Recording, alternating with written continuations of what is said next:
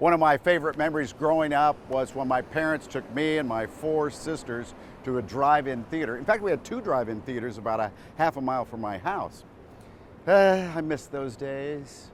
Well, I don't have to miss those days anymore because I found a drive-in theater in our area that is still operating after 70 years. Now, you got to drive more than a half a mile, but it is well worth the drive-in. To see this all pan out, it's surreal. You could not script this story. I'm Virgil Cardamone. I'm the partner booker and curator at the Mahoning Drive-In Theater, the only 100% 35mm drive-in left in the United States. And what we do here is nothing short of magic.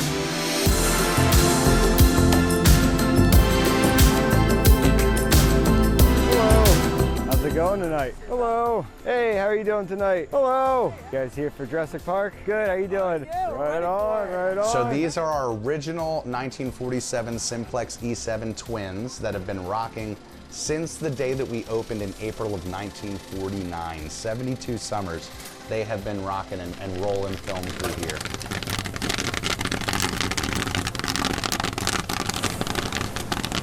Time warp, yeah, yep. It's a step back into the past.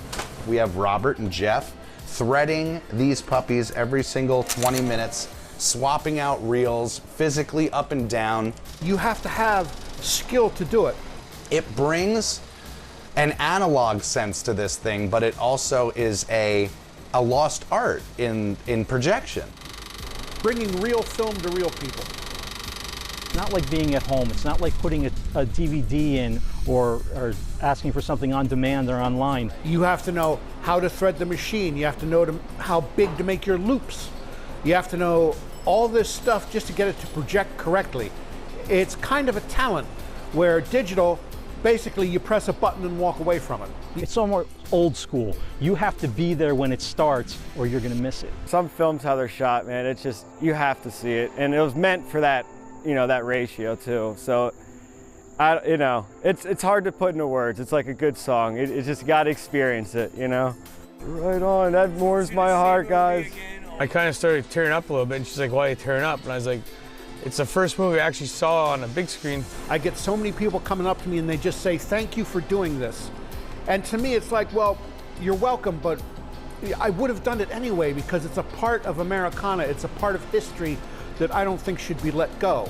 We were challenged this year, threatened, I guess I should say.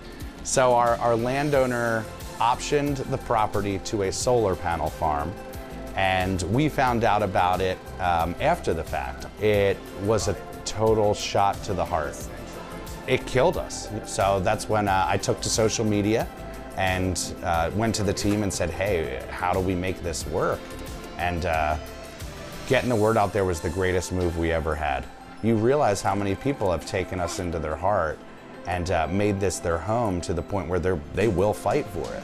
In less than 24 hours, I was getting a call from that solar panel company saying, please, we did not realize the cultural significance. We didn't realize what you guys had going on here. The last thing we want to do is you know, disrupt the culture. That's what you point to when anybody questions the power or the longevity of the drive-in. You say the Mahoning Drive-In Theater, you know, is been here for 72 years and is doing better than they ever have now. That's pretty magical.